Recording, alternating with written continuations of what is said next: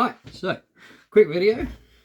This one, I call it the Felix cannon. This is Felix the cat. Here he is again. This is made for a guy called Felix. He has much larger hands than me, like 3 times the size. His hands are huge, my hands are tiny. So for him, this fits like a glove. He's also left-handed, so that was a little tricky to do the carving for a left hand when I want to grab it with my right. The pipe is off to the right so that the left hand is free, and it is a really nice grip, even for my hands which don't fit it. The pump as well, the pump has a nice sit on the wrist so that as you're leaning forwards, it's pushing up on your wrist and holding it very nice and stable. This thing is a breech actuated, very simple. Open and close the breech, pop around and close it, cock the trigger and pump. And when you pull the trigger, poof, we fire around. Now, the way I connected this in here was with some thermo wax. Very good stuff. This is brilliant.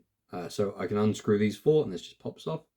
The wood is carved out for the pump, so the wood is mainly holding the pump and the plastic over the top is just holding it in place. But yeah, he made this. He designed it, he drew it on a piece of cardboard, and then we brought it to life, and this is what it ended up as. And yeah, his nickname is Felix. Well, his name is Felix. His nickname is Felix the cat, so hence the cat. But yeah, simple spring, pull it back, pull the trigger. It's got this big spiky trigger. He wanted a spiky trigger, so we have a spiky trigger. Now the top of it, I put a little bit more thermo wax on, and it is nice and comfy to pull that trigger. But the bottom of it is a little, it's not sharp, not sharp by any means, but the extra leverage you get by pulling the bottom. So if you pull the top, you can see it's kind of clunky. It kind of gets to a point you pull, and then it goes. Now if I pull the bottom of the trigger, oh, it's silky smooth, and it just breaks very nicely. Super lovely. I'll show you from this side. If I can, pulling the top of the trigger, clunk, and pulling the bottom of the trigger. It's just silky smooth, so happy with that. Yeah, this is a fairly simple pistol. There's not really a lot else I can say about it. Oh, other than its speeds. That'd be good to know. It can run CO2 as well, just so you know. It is CO2 friendly. So, here is my chart of nonsense. At 100 psi, which takes no time at all. Let's pump to 100 psi. 2, 3, 4, 5, 6, 7, 8, 9, 10. That's 105, but 9 or 10 pumps, and that gives you 210 foot per second, which is pretty good. You can't really argue with that. That's pretty good for plinking in your garden. 100 psi, super easy to pump up. 200 psi, we get 300 foot per second.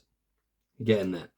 300 psi, which is the maximum that this pump does, is 300. He gave me this pump to save on the cost of making it, so that's the pump we're using. So 300 psi, we are getting 350 foot per second, which is pretty good. That's airsoft levels, which is nice. And then if you run CO2 on this, you get around 30 shots of 400 foot per second, which is airsoft DMR territory. Like, that's really good. So you can not only shoot cans, but blow up full cans with this. So it's going to be, I mean, at like 20, 30 feet. It's going to be lovely, lots of fun. Made just for plastic ammo. I've got a hop up in here, so this actually spins the BB. Now, it's not adjustable, but there is a hop up. So once you get used to 30 feet is a little bit below your target, and 50 feet is bang on your target, which is what it does. Is perfect. I've only got a 25 foot garden, so I'm aiming about an inch or so underneath any target that I'm hitting. But it runs really nicely. Super simple, very simple. We have one trigger, and we have one action and trigger, and you reload. You can't get much simpler than this. But yeah, nice, reliable, fun to shoot. Very fun one-handed if I hold it out like this. You see that pump grabs your wrist and holds it in place. Very nice. It's good stuff. Okay.